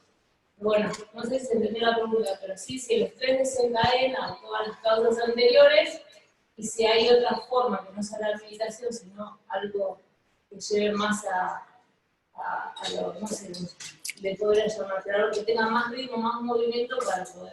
Te entendí perfectamente. Bueno, para los oyentes quiero hacer un pequeño resumen de la pregunta. La pregunta es, bueno, una chica muy joven, deportista de alto rendimiento, que padeció su proceso oncológico, y me pregunta la relación entre el estrés y, bueno, su experiencia personal, donde no encontró en lo que sería la meditación y el yoga y ese tipo de cosas, la solución tan anhelada. No, si viste la presentación, escuchaste el caso de Manel, un boxeador altamente competitivo. Nosotros con él nos basamos básicamente en darle meditaciones guiadas, donde darle las cosas un poco más prearmadas. Trabajamos mucho los pranayamas, la respiración, las técnicas de contracción y relajación. Trabajamos muchas otras cosas más en arte terapia, musicoterapia. Hay pacientes que son muy proactivos, como es tu caso. Seguramente no te pondríamos a hacer meditación, en tu caso. Desconozco los detalles, pero en líneas generales te digo que, por lo que me estás contando, estaríamos trabajando de una forma diferente, con vos en este caso. Y no hay que abandonar la línea, ¿sí? Porque para cambiar realmente nuestros hábitos y esa tendencia necesitamos 3 meses de trabajo intenso. Nuestros pacientes van con meditaciones guiadas durante la quimio y siguen mucho tiempo. Después ya lo pueden elegir ellos cómo hacerlo. Pero es muy importante lo sistematizado del tema, porque si no, no salís nunca de esa propia trampa mortal que vos misma te estás creando, ¿no? Entonces, hay muchísimos recursos, muchísimos, y todos convergen en la vía de relajación. Hay que lograr que tu amígdala se serene. Los ataques de pánico, como decía el doctor Manes, no son ni más ni menos que esa actividad desmedida en las amígdalas. Entonces, con vos trabajaríamos de otra manera, ¿sí? Bien. ¿Otra pregunta? No, sí, decime, yo la transmito. Quería consultarle usted concretamente la consultoría de su equipo. ¿De qué Sí. manera, si es que lo hacen objetiva, por ejemplo, el estrés del paciente o las características anatómicas? ¿Cómo se encuentra el paciente para saber cómo estaba antes y después de las terapias? Esa es una pregunta. Y la segunda, no sé si se entendió. Sí. ¿Tienen algún tipo de cuestionario? ¿Cuál utilizan? Nosotros lo que básicamente hacemos es, una parte la hace el psicólogo, pero nosotros nos dedicamos mucho y muy de lleno en ver la respuesta de relajación. Lo hacemos con la coherencia cardíaca. Es un software que se llama M-Wave, que tenés la posibilidad de medir en el lóbulo de la oreja. Es como un pulso oxímetro que detecta el grado de coherencia cardíaca. Entonces, lo importante no es ver tanto cómo está el paciente, porque si ahora nos daría en baja coherencia porque estamos en onda beta, ¿sí?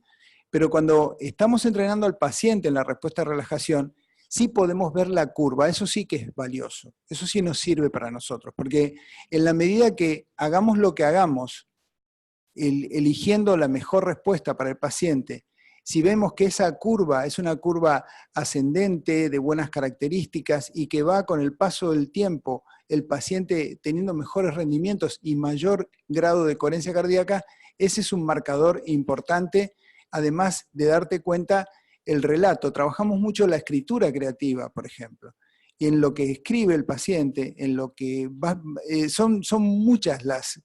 hacemos un programa de 8 semanas que es parecido al programa de Mindfulness, pero que involucra más cosas.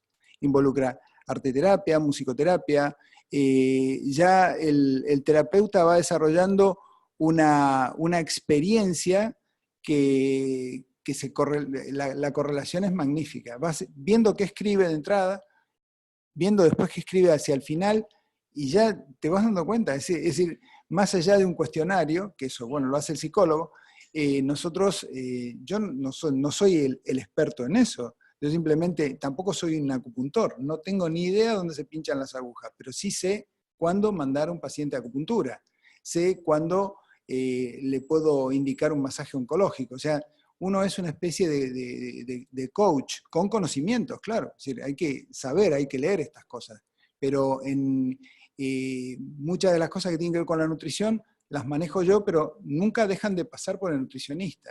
Nunca, nunca. Para mí es algo... esto para mí es, ¿cómo decirte? Yo soy cirujano vascular. Mi trabajo en el día a día es ser cirujano vascular. Y esto es, para mí es un regalo. Para mí es un regalo. Entonces, tengo un equipo con gente que hace muy bien su trabajo. Sí. Más allá de su experiencia en su centro, sí. que es privado, ¿no? Sí. ¿Qué experiencia tiene usted con España con respecto a si estas prácticas pueden llevarse a cabo en el ámbito público? ¿Funciona? Sí, el hospital de Terraza tiene, la doctora Cristina Badía, bueno, lleva adelante un programa muy interesante, donde incorpora muchas de estas técnicas, y de hecho en mi hospital, el Hospital Insular, estamos planeando hacer un trabajo con todas estas vertientes, además de la oncología convencional. Y hay otros centros, pero hacen cosas en forma aislada, algunos hacen acupuntura. Yo quiero llevarlo en este conjunto de cosas que siguen las guías americanas, ¿no? Esa es la idea.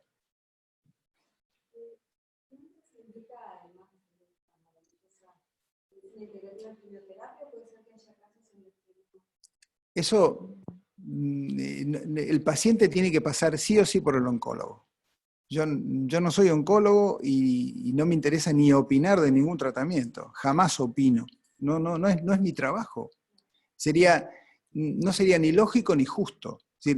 Es más, en relación a esa inquietud, nosotros, más allá de lo que parece, logramos que el paciente entienda la importancia del tratamiento convencional. A veces me ha tocado a la inversa. Recuerdo en estos años 2 pacientes que no querían saber nada con el oncólogo. Y nuestro trabajo, además de todo esto, fue hacerles entender que tenían que pasar por oncología. Y eso es muy importante. La adherencia a los tratamientos, para nosotros es fundamental, ¿eh? Es más, nunca tuve la oportunidad, pero se me ocurrió en un momento decir, bueno, el que no quiera un tratamiento convencional, pues me lo va a tener que poner por escrito, porque si no, estoy en un área complicada, ¿no? En una de las diapositivas pusiste de diagnóstico hasta el fin de seguimiento de los días del paciente. ¿Qué pasa en la experiencia de todas estas modalidades en una población, entre comillas, sana? En realidad parecería todo que uno saca el foco de sus problemas, sea una enfermedad o sea su circuito psicoafectivo, y en realidad lo lleva a relajarse y a tener una vida mejor, independientemente si tiene un cáncer, tiene un EPOC, tiene asma o tiene una neumonía. ¿Cuál es tu experiencia en eso? Nosotros estamos trabajando ahora en Hospital de San Roque, tiene, bueno, en España las tiendas del Corte Inglés, son tiendas muy importantes y se están abriendo a otras modalidades, y una de ellas es lo que sería el generar salud, ¿no? Entonces, tenemos en la 6ª planta del Corte Inglés de Las Palmas de Gran Canaria, se inauguró un centro que se llama Ikigai, que depende del Corte Inglés. Ikigai es un vocablo japonés que habla de que todos tenemos un Ikigai, ¿no? Que la gente aprende a vivir como viven en Okinawa, que son longevos y no por genética, sino por lo que hacen. Es decir, ves gente que va por primera vez al médico cuando tiene 90 años, pero es toda una filosofía de vida, ¿no? Entonces, nosotros tenemos un gabinete antiestrés donde lo que sí vemos es que la gente, una vez sale del gabinete, se da cuenta lo estresada que estaba. Porque en esa sesión, que es una sesión de 1 hora, utilizamos ese casco que veían ahí. El casco esa no es un paciente oncológico, es una paciente, una persona estresada, que muchas veces un familiar te regala el bono para ir a hacer eso, y comenzamos con ese casco que dura 15 minutos, al mismo tiempo hacemos reflexología podal, y luego en el mismo acto con luz muy tenue, con aromaterapia y con una meditación guiada, y midiendo la coherencia cardíaca, nosotros lo vemos, claro, y inclusive en base a lo que va haciendo la meditación guiada del terapeuta, podés ver el correlato de algo que le ha llegado, lo ha emocionado en relación a su hijo, en relación a...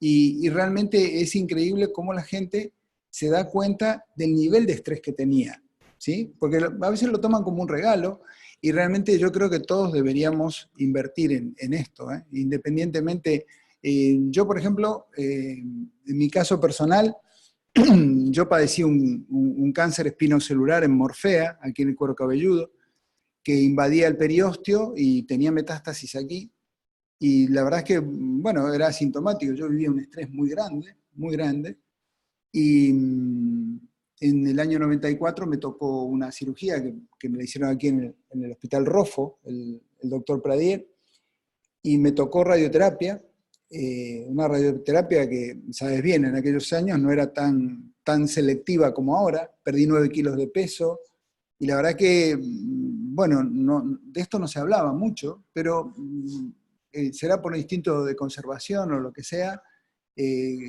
comencé a meditar, cosa que había abandonado, me empecé a centrar mucho en el ejercicio físico, y es verdad que la nutrición no era especialmente diferente, estaba bien, había perdido mucho peso, y realmente como experiencia propia, personal, yo no dejo de meditar, no dejo de caminar, puede que un día no lo haga, pero de verdad que tengo una vida equilibrada. Me preocupo mucho del sueño, tengo una actividad muy intensa, pero cuando mi cuerpo me dice descansar, lo hago, y creo que esa es por ahí responde, no sé si responde un poco tu pregunta, ¿no? Un poco. Sí. Totalmente, eso es clarísimo. La diapositiva de la persona ocupada con la cabeza pensando en eso, y el perro pensando en los árboles. Total. ¿Sabes qué es lo que decía yo? El perro debe estar hiperestresado, porque no sabe ni hacer piso, no puede. O sea, que solamente lo ve del lado relajado. Sí. Depende también, como dijo ella, hacia dónde uno focalice qué es lo que tiene que hacer. Sí. Yo lo vi a la selección del perro más estresada que la de la persona. Sí. Lo que pasa es que hoy en día tenemos una explosión de lo que son las neurociencias, lo tenemos al doctor Manes, que nos enseña cada día muchas cosas, y de verdad que la fisiología es que sin querer nos vamos metiendo en un círculo del cual no podemos salir. Por ejemplo, son las 2 de la mañana, tenemos que entregar un trabajo, y seguimos ahí, es que las hormonas del estrés están actuando en nuestro hipocampo, en nuestra área de creatividad, en la toma de decisiones, y nos están botando, y lo mejor que puedes hacer es cortar. Pero cortar todos los días un poco. Puede que un día no, pero bueno, tiene su punto. Lo único que nos puede salvar es la prevención, porque ese subir en la montaña rusa sin saber cuándo parar, lo único que podemos hacer es la prevención, y tenemos que hacerlo regularmente, ¿no? Me interesaría que me cuente cómo se trabaja con la realidad virtual y el estrés. Yo no tengo experiencia, lo puse como un ejemplo. Nosotros sí trabajamos con meditaciones guiadas, ¿sí? Ah, muy bien. No, porque tuve la posibilidad de ir a Perú el año pasado, y ahí hay una compañía de una startup que está justamente trabajando en realidad virtual para pacientes oncológicos, y hacen una combinación, tienen unos videos que combinan mindfulness con imágenes, y hacen un programa para que los pacientes, en este caso estaban haciendo un ensayo clínico para pacientes que iban a radioterapia, y les hacen ver este video, ¿no?, que los lleva a un estado de relajación antes de entrar en el tratamiento. Una vez que entran, después ahí en radioterapia obviamente lo tienen que sacar. Pero ahora están desarrollando uno para pacientes con quimioterapia. Y otro que conozco es también este es un startup de unos psicólogos argentinos, que están haciendo un desarrollo de realidad virtual, que ya lo hicieron, ya están en ensayo clínico, para dejar de fumar, con realidad virtual, excelente. Así que esto es algo que se viene para el desarrollo. Son las 7:10. Solo quería agregar que hay un montón de mensajes del público. Ahora se me fueron porque se me cortó internet y ahora no sé cómo engancharlo de nuevo, pero te cuento que agradecían la excelente presentación. Algunos agradecían esto de que lo hicimos online, que lo pudieron ver. Había un par de preguntas, una era de musicoterapia, una musicoterapeuta, pero en realidad lo que preguntaba era cómo hacerle entender a los padres que los chiquitos de 6 años está bueno empezar desde ahí a enseñarles a relajar con musicoterapia. Esa era una pregunta, y después otra cosa preguntaban acá en Argentina, ¿dónde hay centros donde se puede trabajar como trabajás vos allá en Canarias? Bueno, en relación a la primer pregunta de la musicoterapia, nosotros tenemos el privilegio de, en mi hospital, el Hospital Insular, la Fundación Mafre Guanarteme hizo un convenio con AEMUCAN, que es la Asociación Canaria de Musicoterapia, y ellos trabajan muy de cerca con los chiquitos con cáncer, trabajan con los pacientes en la unidad de cuidados paliativos, y muchas veces dan conciertos en el hall del hospital, y es curioso ver que a veces, bueno, uno va apurado y escucha el piano y empezás a bajar el ritmo, ¿no? Y te quedás viendo, porque claro, todo lo que puedas hacer puedes esperar un poquito, ¿no? Y la gente que ingresa al hall les cambia la cara, los ves, realmente es algo maravilloso. Es más, un día estaba escuchando una melodía muy bonita y claro, el intérprete era un compañero mío de urgencias, Manolo Fuentes, y yo digo, Manolo, ¿qué estás haciendo ahí?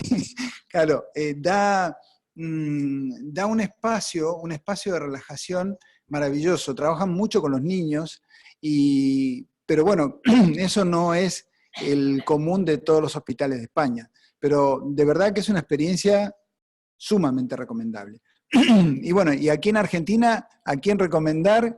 Más que a mi gran amiga Laura, para verlos. Porque yo de verdad que aquí, de verdad, y esto lo digo en serio, con el nivel de seriedad que trabaja Laura, yo no sé, no conozco, estoy un poco alejado. De hecho, yo muchas veces me preguntan y se los envío a Laura, porque cuando a la hora de indicar, por ejemplo, suplementos, yo no tengo idea de los nombres que hay aquí, la biodisponibilidad que tienen, la seriedad de los laboratorios, no lo sé. Entonces, si bien es cierto que nosotros en el tema de suplementos trabajamos con cosas que no van a interferir con la quimio, eso está más que claro, y ante la primer duda se suspende la administración para postergarlo luego de la quimio o la radioterapia, y de verdad que sí, yo, Laura, para mí sos mi referente. Si puedo agregar algo a eso. No, que bueno, que este año estamos con un proyecto muy ambicioso acá desde la Asociación de Oncología, con el apoyo de la Asociación de Oncología, también de crear una red de oncología integrativa, una comisión, y puedo dar fe que estuve la semana pasada en Viedma, el doctor Rubén Cogualicín, no sé si lo ubicás, pero acá lo conocen bien, y él tiene un centro modelo, donde es un centro multidisciplinario de oncología, donde tienen quimioterapia abajo y arriba tienen, además de los salones de investigación, porque hacen mucha investigación clínica, tiene un salón que está destinado a yoga, arteterapia, meditación, está ambientado todo con, ¿no? con lo visual y lo que merece el espacio ese para... y que genial porque, bueno, charlando ahí con el equipo, ¿no? Surgieron un montón de ideas de, por ejemplo, los pacientes vienen, por alguna razón están retrasados los tratamientos, bueno, que vayan un rato a hacer meditación arriba en vez de estar en la sala de espera, ¿no? Generando toda esa química de estrés.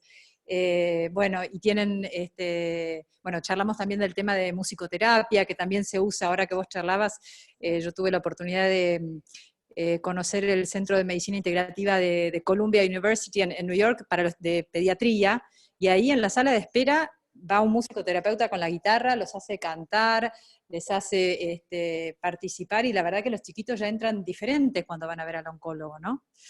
Te leo un par de comentarios. Excelente, saludos desde Santa Cruz, muchas gracias, genial hacerlo online. ¿Conoce algún centro en Estados Unidos? Los mencionaste, pero no sé si querés volver a... Bueno, sí, los centros de referencia de Estados Unidos son el M. Anderson Cancer Center, el Sloan Kettering de Nueva York, pero la Universidad de Wisconsin, yo les diría que los que quieren investigar, ingresen en Google y pongan Consorcio de Medicina Integrativa, que está nucleada a 71 universidades de todo Estados Unidos, incluida la Universidad de Harvard. Así es que centros hay muchos, y los de mayor referencia, bueno, por supuesto son el Anderson y el Sloan Kettering de Nueva York, ¿no? Eso está más que claro, ¿no? Puede ser una última pregunta por el tema del tiempo, dice, desde Colombia. ¿Cómo han logrado la sensibilización de los especialistas y subespecialistas, tanto en oncología como en otras áreas, respecto a la práctica de todas estas técnicas de autogestión del estrés, como las utilizadas en el manejo del paciente oncológico? Para nosotros en Colombia resulta complejo. Yo les recomiendo que no cejen en el esfuerzo, porque la evidencia científica actual es demoledora. Es cuestión de insistir. También se entiende que ante un nuevo paradigma, el paradigma anterior cueste cambiarlo, pero hoy en día la evidencia científica es muy notable, y las grandes instituciones lo llevan adelante, así es que tardará un poco más, pero no se puede tapar el sol con las manos. Bueno, Juan Carlos, un placer tenerte acá. Hay algunos que están pidiendo la grabación, así que vamos a postearla también, así está accesible para otros. No sé si el anfitrión de la casa quiere agregar algo más. Bueno, no soy un ser sensibilizado, pero como presidente de la sociedad científica, obviamente nos unen muchos argumentos científicos contra el cáncer, pero en los últimos años es cierto que la evidencia va más allá de todo lo que es terapéutica, sino prevención. Sí. En el 2018 se diagnosticaron en el mundo 18 millones de personas con cáncer. 18 millones. La cual la IARC, de vuelta, números abstractos y elegidos, dice que el 40% de la gente no se hubiese enfermado si hubiese hecho vida saludable. Dícese de vida saludable es no comer porquerías, caminar, hacer ejercicios, no fumar, no tomar. De las cuales uno, si quiere seguir sumando las variables de la buena vida, uno seguramente disminuye la incidencia de cáncer. O bien, la intercurrencia del cáncer hace que uno lo pase relativamente mejor, ¿sí? Porque esto es muy aplicable. Yo quería hacer varias preguntas, pero en el tiempo, ¿cuál es el paciente promedio que concurre al consultorio del doctor? No todos los pacientes, como la doctora bien mencionó, los pacientes de salud pública es muy difícil, los trámites administrativos llevan un montón de tiempo para conseguir un medicamento. Van a tener un tiempo real para poder hacerlo. La vida es corta en determinadas situaciones, esos 3 meses para entregarse yo. Es a veces difícil, pero me parece que uno debe incorporarlo. Así que de ser un ser desensibilizado, me he sensibilizado. Y realmente con Laura hemos tenido muy buena experiencia y la hemos intentado también a compartir su ciencia, que también es nuestra, porque los pacientes sabemos. Y cuando mencionas al oncólogo, el oncólogo es solamente un actor en este escenario del tratamiento. Tan importante como el cirujano, tan importante como la peluquera, tan importante como el familiar, como el amigo, como el psicólogo. Nosotros no consideramos que el oncólogo es el centro, por el contrario. Desmitificamos eso. el paciente es el centro y todos debemos colaborar para que tengan todos una buena vida. Así que ese es un poco nuestro aporte a la oncología integrativa, más que oncología integrativa. Por eso te preguntaba, ¿por qué oncología solamente y no aplicado a todos los conceptos de la vida? No, obviamente esto es medicina integrativa, ¿no? Un solo comentario para el tema de que es difícil, sabemos que es difícil, nosotros que venimos en este camino de tratar de transmitir este mensaje, sabemos que hay mucha resistencia, pero me gustaría compartir el ejemplo del que es ahora jefe de oncología de Columbia University de adultos, Gary Schwartz, que bueno, fue jefe mío cuando yo estaba en New York, que dice que ellos, por ejemplo, buscan estrategias creativas. Y una de las estrategias que buscaron era, él está en Columbia, que es en un lugar pobre, o sea, carenciado en New York, y una de las cuestiones para el tema de la nutrición, tenían que enseñarle a la población a empezar a comer como más saludablemente. Llamaron a un rapero que inventara una canción bien pegadiza y que hablara de la alimentación saludable. Y después, creatividad total. Y después, ahora está todo el tema en Europa y en Estados Unidos de en las etiquetas de los alimentos, el semáforo con rojo, amarillo y verde, según si tiene mucha sal, o sea, un semáforo para cada uno de los aspectos, mucha grasa, sal, azúcar, ¿no? Entonces hicieron un jueguito para los nenes, diciendo que 2 verdes eran mucho más fuertes que 5 rojos. Entonces los chiquitos en el supermercado van por las góndolas y le dicen a mamá, comprá el verde, que es todo, o sea, hay que buscar, yo creo que acá, y sobre todo en Argentina, digo, a veces no tenemos tantos recursos como ese de $2,5 millones de dólares que mostraste para hacer un ensayo de yoga, digo, buscar soluciones creativas y que se puedan aplicar. Bueno, yo la última reflexión que hago es para entender un poquito la resistencia que hay. Y la resistencia también viene dada de que hay mucha gente que promete cualquier cosa por ahí, de la cura milagrosa del cáncer con un montón de cosas. Y yo abogo por la regulación, es muy importante eso.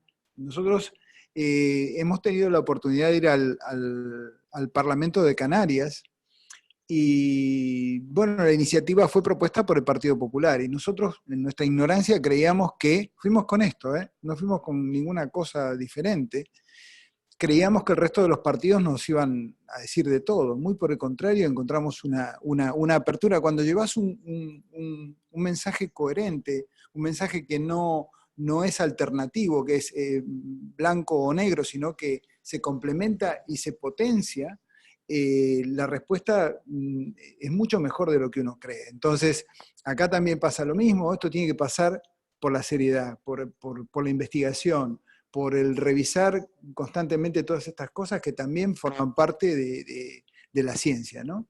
Así es que nada más, muchísimas gracias y bueno.